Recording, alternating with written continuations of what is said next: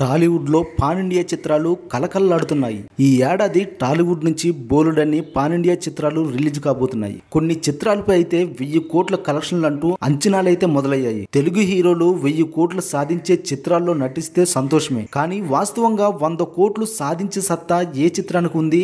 ఆ రేసులో ఉన్న చిత్రాలు ఏంటో ఇప్పుడు మనం తెలుసుకుందాం. ఇటీవల ఢిల్లీ స్క్వేర్ సక్సెస్ మీట్ కి త్రివిక్రమ్, ఎన్టీఆర్ హాజరయ్యారు. ఈ వేదికపై త్రివిక్రమ్, ఎన్టీఆర్ ఇద్దరు దేవర చిత్రం గురించి చేసిన కామెంట్స్ తో ఇప్పుడు టాలీవుడ్ లో 1000 కోట్ల చర్చ మొదలైంది. ఉగాది నుంచే ఈ ఏడాది దేవర నామ సంవత్సరంగా ప్రకటిస్తున్నట్లు త్రివిక్రమ్ అన్నారు.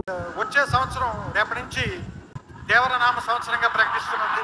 ఢిల్లీ స్క్వేర్ సాధించిన 100 కోట్ల పక్కన మరో 0 చేర్చి దేవర 100 కోట్లు అందుకోవాలని మాటల మాంత్రికుడు తదాస్తు అన్నారు. సో ఈ 100 పక్కన ఇంకో 0 పెట్టి ఆయన దేవర మొదలు పెట్టాలని.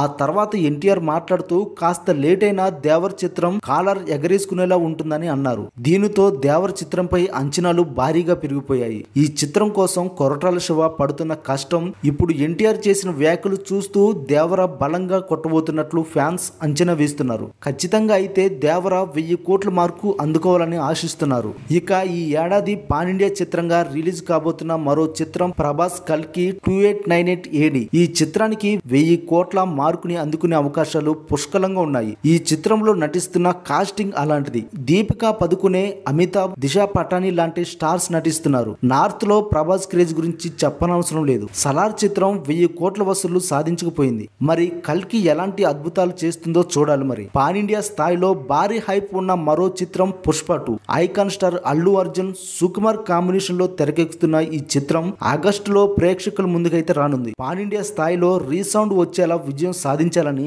బన్నీ చాలా కష్టపడుతున్నాడు. ఈ యొక్క సినిమా 1000 కోట్ల మార్కు అందుకుంటే అద్భుతమే, కానీ ఆ రేంజ్ వరకు వెళ్ళినా చాలు. ఇక రామ్ చరణ్ నటిస్తున్న గేమ్ చేంజర్ చిత్రం కూడా ఈ ఏడాదే రిలీజ్ కానుంది. శంకర్ డైరెక్షన్ లో తెరకెక్కుతుంది ఈ చిత్రం. ఈ చిత్రంపై ఇప్పుడున్న బడ్జ్ తో 1000 కోట్ల టార్గెట్ అంటే కష్టమని చెప్పాలి. మరి రామ్ చరణ్, శంకర్లకి నేషనల్ వైడ్ ఉన్న క్రేజ్ కి తగ్గట్లుగా ప్లాన్ చేస్తే ఏమైనా అద్భుతాలు జరగొచ్చు. మరి ఈ మూవీస్ పై మీ కామెంట్స్ ఏంటో తెలియజేయండి.